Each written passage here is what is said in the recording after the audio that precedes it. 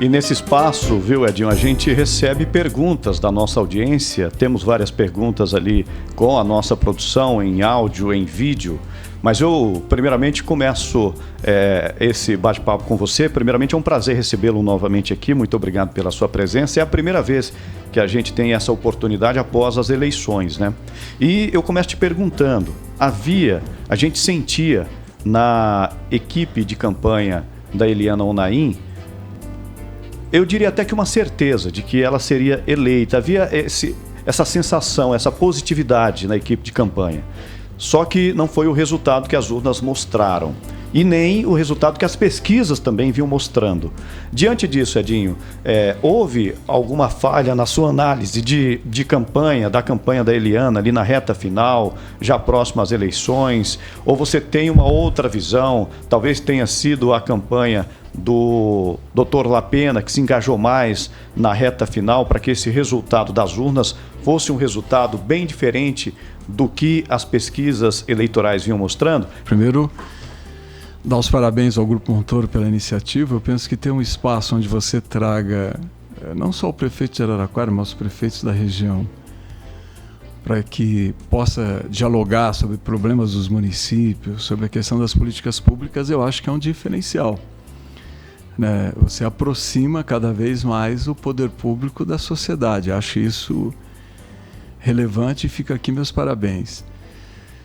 Chico, eu penso que muita coisa ainda vai decantar em relação a essas eleições de Araraquara. É um resultado que surpreendeu a todos. Eu não sou negacionista, eu sou um cientista social, então eu não posso pôr em xeque as pesquisas. Inclusive, para tentar entender esse processo, nós nos reunimos com o pesquisador que fazia pesquisa interna para nós. Não eram pesquisas divulgadas. A empresa de pesquisa que o Grupo Montoro contratou é uma empresa de 40 anos também, extremamente respeitada, que faz pesquisas para governadores, né, do Brasil inteiro. Então a gente tem que respeitar e não desqualificar o trabalho de ninguém. Nós sentamos com o pesquisador que trabalhou para nós, ele tabulou a última pesquisa para nós na segunda-feira, ele fez o campo segunda-feira até às 17 horas, ele tabulou, apresentou a pesquisa para nós 22h30 e dava 16 pontos de diferença. Nós chamamos ele para conversar, para entender esse processo. No dia que ele apresentou a pesquisa, eu questionei 2 fatores da pesquisa com ele. Eu questionei os indecisos, por volta de 10%, na margem de erro, talvez até um pouco mais. E eu disse a ele, olha, um governo que as próprias pesquisas mostravam tinha mais de 60% de aprovação, dificilmente o indeciso ele é nosso. Porque quem é nosso eleitor da Eliana Onaim, já teria migrado. Já teria feito a opção, porque o governo tem uma aprovação alta. Então, não é aquele governo que você fica em dúvida. Ou seja, muita gente que aprovava o governo não fez escolha pela Eliana. E outro fator que eu questionei era que o Pedro Tede e o Garrido juntos tinham 12%. Eu falei, vai ter uma migração de voto útil. Ele falou, Edinho, historicamente o voto útil não migra, né? Quando tem esse movimento, geralmente ele não migra para um lado só, e historicamente o indeciso não migra para o lado só. O que eu acho que é para a gente avaliar racionalmente é que de terça-feira para frente, algumas coisas aconteceram em Araraquara. Eu não vou levantar tese, que muita gente fala, tem compra de voto. A compra de voto geralmente tem impacto na campanha de vereador, e é um fenômeno que o Brasil viu nessas eleições de 24. Um volume fortíssimo de caixa 2 e de compra de votos, mas isso impacta na campanha de vereador. Na campanha de prefeito precisaria você sair comprando voto de milhares de pessoas. Então, não acredito nisso. Eu acredito, sim, que a vinda Nicolas, Michele Bolsonaro, Eduardo Bolsonaro, as lives do Bolsonaro, aquele vídeo que o Bolsonaro fez de quinta para sexta, inclusive muito ofensivo em relação a mim, eu acho que unificou o voto anti-PT.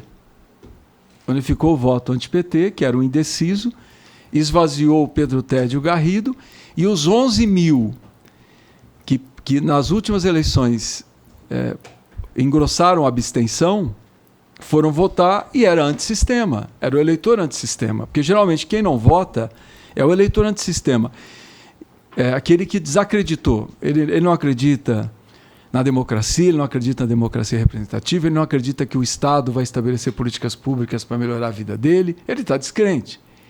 E o antissistema, hoje, é um voto que se identifica muito mais com as candidaturas conservadoras do que com as candidaturas progressistas. Porque ele é contra o sistema. Eu digo assim, como que o Partido dos Trabalhadores vai falar contra o Estado, contra o Judiciário, contra a democracia representativa, contra os parlamentares? Não, porque nós acreditamos que se não existir Judiciário, o pobre vai pagar o maior preço, porque fica a lei de quem pode mais chora menos. Se não existir Estado, não vai ter políticas públicas, portanto, nós não vamos combater a desigualdade. Nós acreditamos na democracia, então nós defendemos o establishment, nós defendemos o que existe. O antissistema, não. E a gente vê que não é o político, eu estou fazendo uma análise. O Bolsonaro, em 18, ele é fruto do antissistema. Você pega um candidato com 16 segundos de tempo de televisão, ganha as eleições porque todo mundo que estava descrente, e foi um movimento de massa no Brasil, devido àquele momento do debate corrupção, de tudo que a gente viu, que depois foi decantando, mas aquele momento era muito pesado. O Bolsonaro é cria do antissistema. Então, eu acho que esses 11 mil eleitores que foram votar, eles votaram contra nós. Porque se a gente for pegar, Chico, racionalmente, a Eliana Naim teve a maior votação que um candidato a prefeito do PT, inclusive mais que eu, já teve na história de Araraquara. A gente dizia na campanha, se a gente pegar o cenário de 2020, ela com 45, 46 mil votos estava eleita prefeita. Porque ela teria, historicamente, mais de 50% dos válidos. Ela teve 50 mil votos. E teve 4 mil a menos que o Lapena, que eu acho que foi um movimento de reta final de um eleitor que não era nosso e que ele se unificou, com essa ofensiva da reta final, ele se unificou para derrotar o PT em Araraquara. Essa é a leitura que eu faço. Digo aqui, racionalmente, que eu penso que a gente nunca questiona a vontade do eleitor. Ou seja, metade de Araraquara, do ponto de vista da votação, mas a gente tem 40 mil que não foram votar, mas metade de Araraquara, 54, quase 55 mil pessoas escolheram o Lapena, 50 mil votaram na Eliana. Do ponto de vista dos votos válidos, é uma cidade dividida ao meio. 40 mil pessoas não se manifestaram. Então, acho que tem que respeitar o resultado, acho que tem que desmontar os palanques e que a gente tem que pensar na cidade. Essa tem sido a minha postura. Eu tenho feito a melhor transição possível. No dia da eleição, já fiz contato com o Lapena, no dia seguinte conversei com ele. Eu vou fazer a transição mais democrática possível, porque para mim a eleição acabou, os palanques estão desmontados, nós temos um desafio pela frente, que é a cidade não perder esse momento que ela está vivendo. Eu deixo para o Lapena 308 milhões de reais em obras que ele vai executar, fora as que eu estou executando, que vão ficar, que é por volta aí. Eu até tenho o dado aqui, para a gente poder... por volta de 80 milhões de reais eu deixo de obras que eu estou executando para ele executar, que ele inaugurar. E deixo 308 milhões de convênios que eu fui para Brasília, conversei com o governo federal e disse assim, tudo aquilo que o governo se comprometeu comigo, de obras em Araraquara, eu quero que seja mantido. Convênios já assinados, Edinho? Alguns assinados, alguns que serão assinados. Alguns ainda em fase de aprovação, né? Mas eu estou trabalhando como se fossem convênios, como se a Eliana Naim tivesse ganho a eleição. Eu quero que Araraquara não perca, porque, Chico, 308 milhões do que vai ser executado, se o Lapena não der ordem de serviço para nenhuma obra, ele vai ser o prefeito que mais vai inaugurar na história de Araraquara. Que mais vai inaugurar. Então é um momento muito favorável que a cidade está vivendo. Eu não quero que a cidade perca, eu quero que o povo de Araraquara ganhe. E mesmo aqui eu não posso antecipar empresas que eu estava trabalhando para vir para Araraquara. Inclusive, a semana passada eu estive no BNDES com uma dessas empresas e falei, olha, nada mudou. Nós vamos continuar trabalhando e Araraquara quer vocês. São 2 multinacionais. Então, eu vou continuar trabalhando para que Araraquara não perca esse momento favorável que ela está vivendo, que é um momento muito favorável. Então, eu vou me dedicar. Para isso tem que ser feita uma boa transição. Para isso a gente tem que colocar os interesses do povo de Araraquara acima de quaisquer interesse. E acabou a eleição. Tem que governar. Então, agora, o Lapena tem que governar e eu, como liderança política da cidade, tenho que continuar ajudando a cidade. E essa vai ser a minha postura e esse tem sido o meu posicionamento. E esse espaço, Edinho, ele é muito democrático porque a gente abre a oportunidade para a nossa audiência fazer perguntas ao chefe do Executivo, né? E nós temos perguntas da nossa audiência, temos perguntas em áudio, temos perguntas em vídeo. Davi, vamos à primeira pergunta para que o prefeito Edinho possa ter a oportunidade de falar diretamente com o contribuinte, com o morador de Araraquara. Bom dia, prefeito. Aqui é Fábio. Eu queria saber o que o senhor acha desse corte drástico nas horas extras a partir do dia 19 desse mês, onde vários setores não têm como prestar um serviço digno à população. O servidor está com um salário defasado, não é à toa que ele fazia hora extra, e a falta de funcionário que a prefeitura não contratou. E agora quem vai sofrer com isso é a população araraquarense. O que o senhor acha disso? Olha, Chico, eu respeito a opinião do Fábio. Todo prefeito, quando faz transição, ele tenta criar o marco zero. Ou seja, a partir desse momento, as minhas opções, as minhas escolhas se encerram e se mantêm as condições para que o prefeito que vai entrar faça as opções dele. A hora extra, ela é um problema na prefeitura do ponto de vista da gestão. Eu entendo, acho que ela é importante para o servidor, porque o servidor complementa o salário, mas eu não posso entregar à prefeitura sem o Lapena ter o direito dele escolher que setor que ele vai liberar hora extra, que setor que ele vai contratar servidor, que setor que ele vai terceirizar. É uma escolha que ele vai fazer. Eu tenho que entregar à prefeitura com condições para que ele faça essa escolha. Então, eu pedi para que a gente diminuísse ao máximo as horas extras e eu entregasse à prefeitura, porque senão é como se eu deixasse uma armadilha para ele. Eu entrego à prefeitura lá com 2 milhões de horas extras mês. Se eu abrir, expandir o serviço de uma unidade de saúde, essa foi uma escolha minha. Se eu escolhi que eu vou dobrar a carga de alguns trabalhadores na educação em algumas unidades, é uma escolha minha, de um programa que eu escolhi, de um programa que eu estou executando, de uma escolha que eu fiz. Então, eu não quero deixar nenhum motivo para dizer, o Edinho deixou uma armadilha para mim. Mas não inviabiliza o serviço público, Edinho? Ou não? Não. Ninguém porque consequente. Eu imagino que a hora extra tem a necessidade do serviço, né, já que está fazendo hora extra. Não, mas algumas coisas, Chico, são escolhas do prefeito. Por exemplo, eu liberei X% de horas extras para a Guarda Municipal porque eu quero viatura passando aqui, ali. O próximo prefeito chega e fala assim, não, eu quero a Guarda Municipal cumprindo outro papel. Eu quero a Guarda Municipal, eu vou terceirizar os próprios municipais, eu quero a Guarda Municipal rodando na rua, é uma escolha dele. Então, eu estou fazendo de tudo para entregar à prefeitura em condições para que ele faça as suas escolhas, para que ele escolha aquilo que é viável. Claro que quando você vai fazer transição, sempre tem turbulência, porque você tem que frear a máquina. Por exemplo, eu suspendi vários contratos. Claro, quem vai dizer se aqueles contratos vão continuar tendo aquele volume de serviço tem que ser o próximo prefeito. Eu tenho as minhas escolhas. Eu pedi, por exemplo, que as cooperativas que têm um trabalho magnífico na cidade também diminuam. Não é que se eu continuar sendo prefeito, eu manteria tudo do jeito que está. Agora, eu tenho uma relação com as cooperativas, com o cooperativismo. O próximo prefeito tem que dizer, olha, eu vou manter as cooperativas cumprindo esse papel ou não.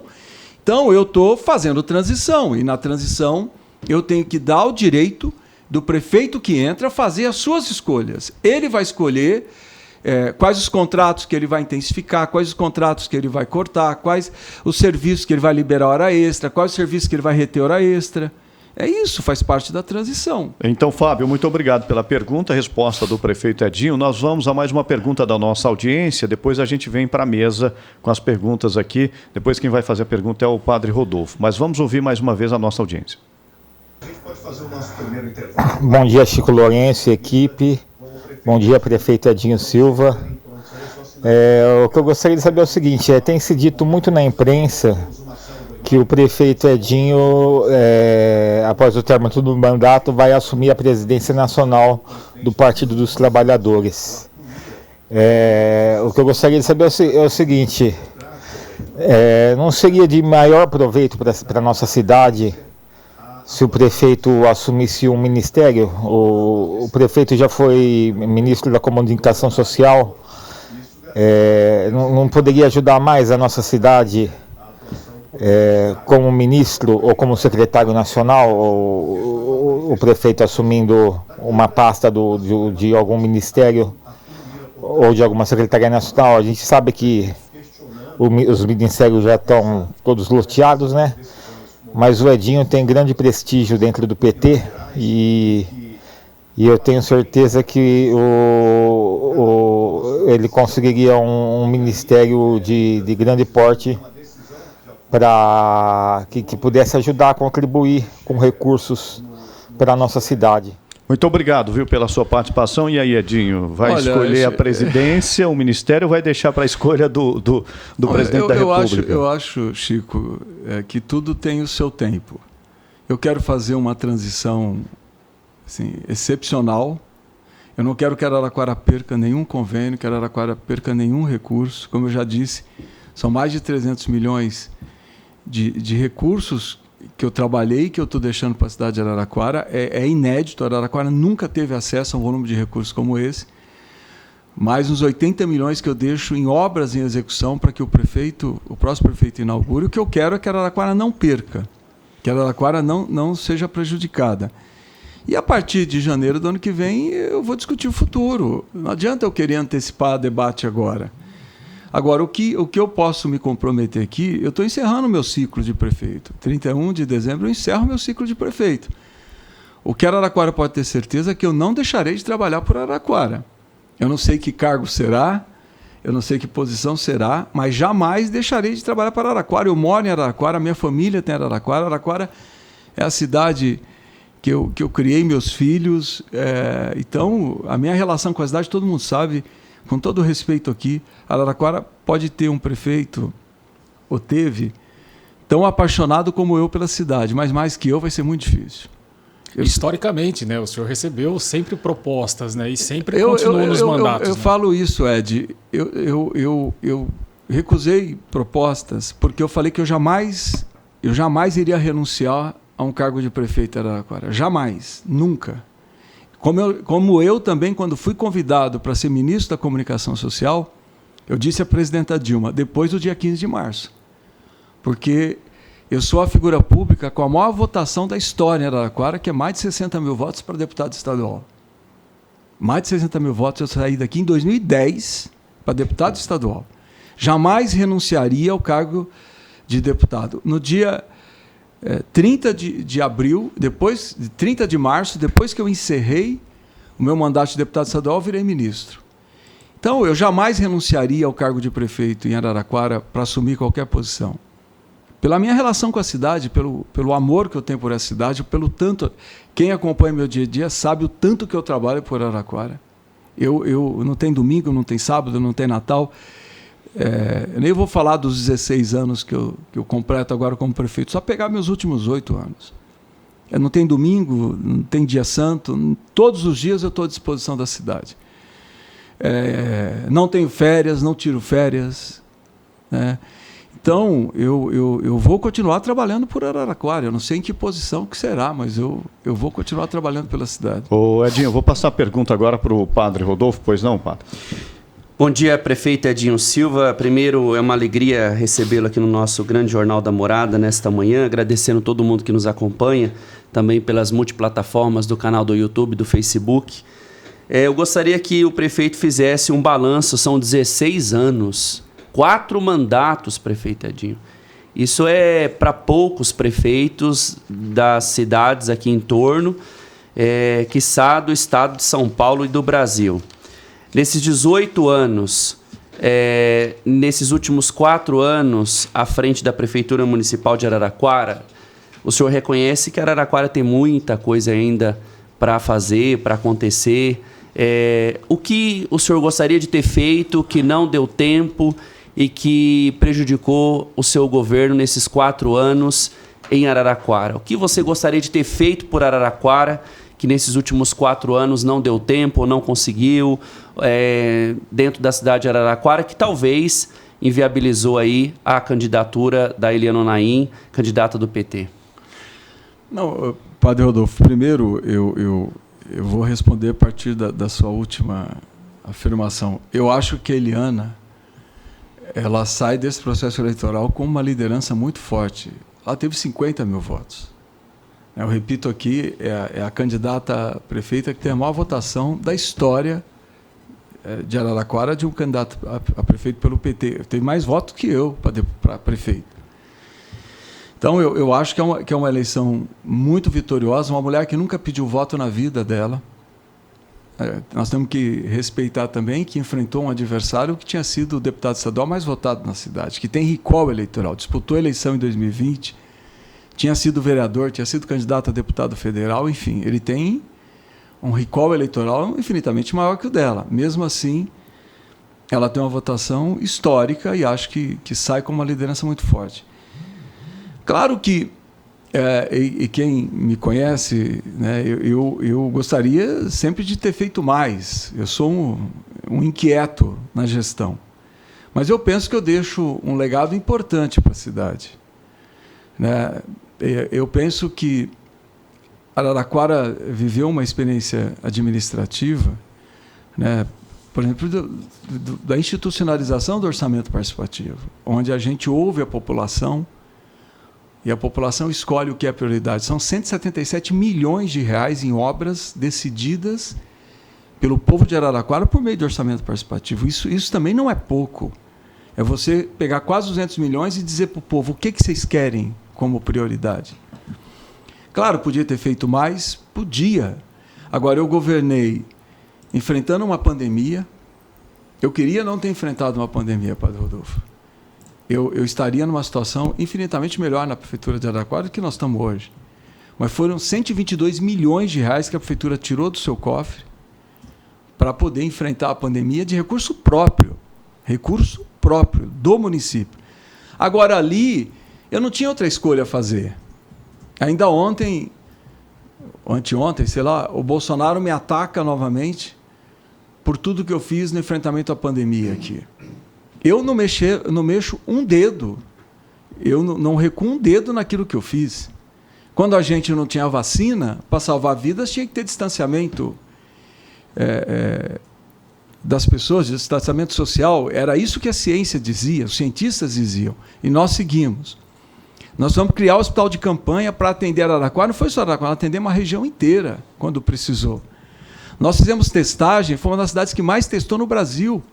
E a gente recebia muitas vezes ônibus das cidades da região. Eu nunca neguei um teste, porque eram só seres humanos. Eu vou negar que uma pessoa seja testada e se ela estiver doente? E se aquela doença se agravar? Então, eu queria ter governado sem a pandemia, não tive, e depois eu enfrentei em 22 para 23 o maior desastre natural da história de Araraquara, que foram as chuvas do final de dezembro, que ali também colocou a cidade numa situação muito difícil. Eram despesas que vieram para a prefeitura, além do que a gente teve de ajuda do governo estadual, do governo federal, mas a prefeitura teve que gastar muito recurso próprio. Porque não era só a 9 de julho e a 36.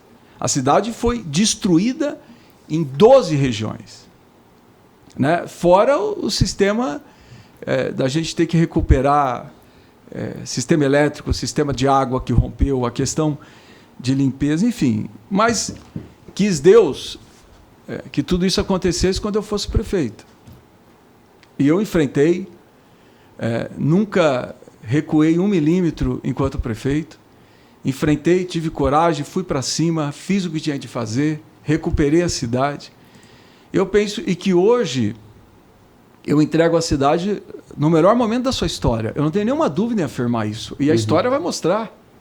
O volume de obras que nós estamos recebendo, essa obra de macrodrenagem, 143 milhões de reais, a gente jamais faria com recurso próprio uma obra dessa. Jamais. E nós vamos resolver o problema de combate às enchentes de Araraquara por mais de um século. Então nós estamos fazendo uma obra que 2 novas gerações vão usufruir dela.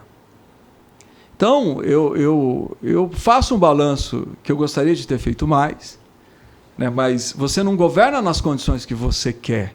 Você governa nas condições que são dadas para você governar. Né? Não adianta você achar que você vai governar em céu de brigadeiro. Não existe isso. No município não existe. Porque o município é o ente federado mais pressionado. Né? O governo federal pode cortar recurso, o estadual pode cortar recurso. Como é que eu corto recurso aqui? Como é que eu corto recurso? Se eu cortar recurso na saúde, as pessoas morrem. Se eu cortar recurso na educação, as crianças ficam fora da escola. Se eu cortar recurso na assistência social, a fome se instaura. Então, claro que governar o município é saber que você vai quebrar pedra todos os dias.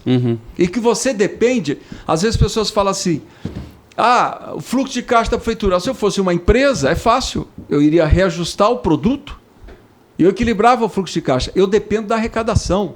Se o contribuinte passa por um problema e naquele mês, no outro mês, ele não recolhe o IPTU, aquele IPTU estava previsto no meu orçamento. Se o governador Tarcísio, né, dá uma desoneração e isso impacta no meu ICMS, aquele ICMS estava no meu orçamento. Se o governo federal desonera algum IPI, isso impacta na arrecadação, aquele recurso estava no meu orçamento. E como é que eu faço a gestão sem aquele recurso que não vai entrar? Então, governar uma cidade é você saber que você sempre vai governar em dificuldades, que não tem vida fácil para o prefeito. Mas é o cargo que eu já ocupei. Eu já fui vereador, já fui deputado, já fui ministro. O cargo que eu ocupei que mais me realizou na minha vida foi o cargo de ser prefeito, porque eu sei que quando eu abro uma creche, eu mudo a vida daquela comunidade. Que quando eu abro um posto de saúde, eu não tenho um posto de saúde, eu mudo a vida daquela comunidade. Quando eu instauro um programa de segurança alimentar, eu sei que famílias que passavam dificuldade de se alimentar não vão passar mais dificuldades. Como o cargo que mais te realizou, prefeito, podemos pensar o prefeito Edinho Silva daqui 8 anos, 12 anos, como candidato novamente a prefeito de Araraquara? Eu penso, Padre Rodolfo, que eu encerrei meu ciclo. A gente tem que entender na vida quando a gente encerra um ciclo. Dia 31 de dezembro, eu encerro um ciclo. Então o senhor está dizendo que nunca mais será candidato? Vou usar uma palavra forte, nunca mais. Eu estou dizendo que na minha concepção hoje, eu acho que eu posso ajudar Araraquara ocupando outros espaços. De outra forma? De outra forma. Isso eu tenho convicção hoje. Né? E ajudar o prefeito que vai entrar aí, não tem problema nenhum que ele é um prefeito que não é do meu partido. Eu tenho dito isso e vocês podem me cobrar, estou falando aqui publicamente. Eu vou continuar trabalhando muito por Araraquara. Independente se o prefeito é o Lapena, se é outra pessoa, porque a minha relação com essa cidade é muito forte. Eu tenho gratidão pela cidade de Araraquara. Tudo que eu sou na minha vida, eu devo à cidade de Araraquara. Então vou trabalhar muito, muito, independente de onde eu esteja, pela nossa cidade. E estou trabalhando já. Eu estou falando, eu fui reunião no BNDES para que empresas que estão em processo de vir para Araraquara, não deixem de vir. Eu fui a semana passada para Brasília, fui em todos os ministérios que nós temos convênios em andamento, para que o município não perca nenhum desses convênios. Eu quero que tudo isso que a gente trabalhou possa efetivamente significar mudança na vida do nosso povo. Edinho, já partindo para o encerramento da nossa entrevista, nós temos mais participações da nossa audiência. Temos aí, Davi Surian, nós temos participações em áudio e temos também em vídeo. Tem uma manifestação em vídeo, Marcão? Se estiver pronta, a gente pode colocar. Vamos colocar então essa participação da nossa audiência. Nós estamos aqui com o Alan. Alan, qual a sua pergunta para o prefeito de Araraquara, Edinho Silva? Bom dia. A minha pergunta para o Edinho eu caminho muito aqui na região E eu vejo muitas matas sem manutenção, você não consegue nem andar nas calçadas, né? Acaba se tornando não só perigoso por você ser pego por um carro, ou por ter muitos insetos, animais, né? Então, meu questionamento é esse: por que falta tanta manutenção aqui nas matas da região? Precisaria saber qual a região. Qual a região que ele cita, né? Mas Jardim dos Maracás. Maracás. A questão, a mata, geralmente você não dá manutenção, porque a mata ela tem que ter vegetação. Mata, inclusive em região de manancial, ela tem que ter vegetação alta, ela tem que ter condições de segurar a enxurrada, né, para você não provocar erosão. Então, geralmente, as matas você não dá manutenção, porque são matas que elas estão ali para proteger, geralmente, córregos. Nós intensificamos muito, né? Claro que a gente reconhece que depois da pandemia a gente teve um déficit de manutenção na cidade. Isso eu reconheço como prefeito. Talvez, voltando à questão levantada pelo padre Rodolfo, talvez seja uma das coisas que mais me incomodou.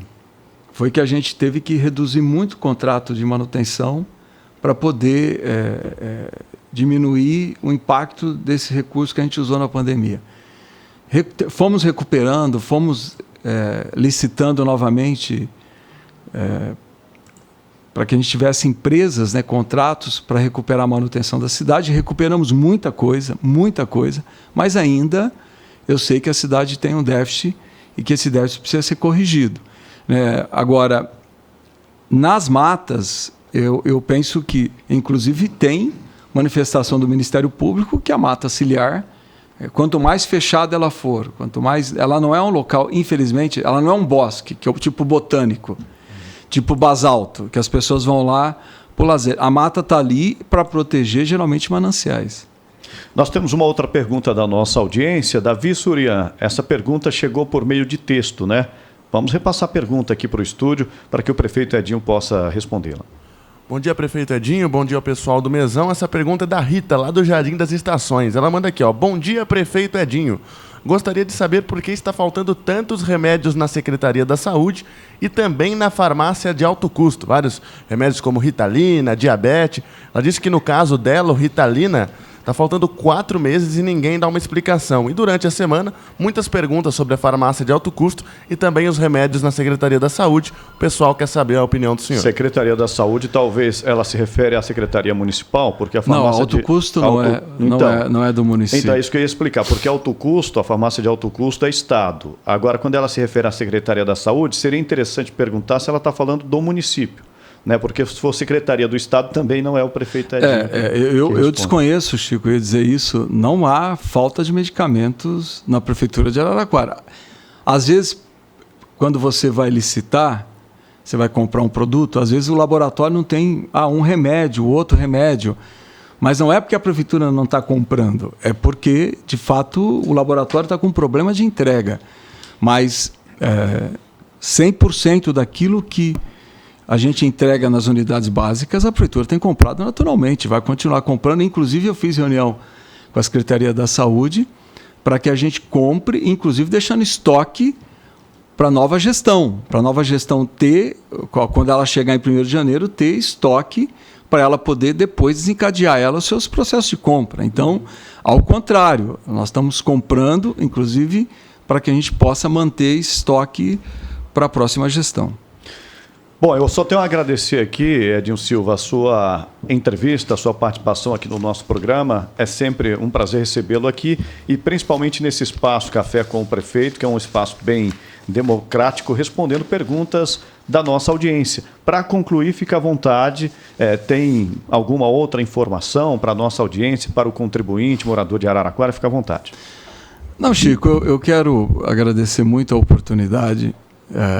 Sempre que eu for chamado aqui estarei, dar os parabéns ao Grupo Montoro pela iniciativa e dizer já que eu quero voltar aqui. Eu estou me silenciando sobre esse debate de endividamento da Prefeitura, estou me silenciando propositalmente, porque número não mente. Eu quero voltar aqui quando eu estiver consolidando os números para falar efetivamente a verdade e o que é a realidade da Prefeitura de Araraquara.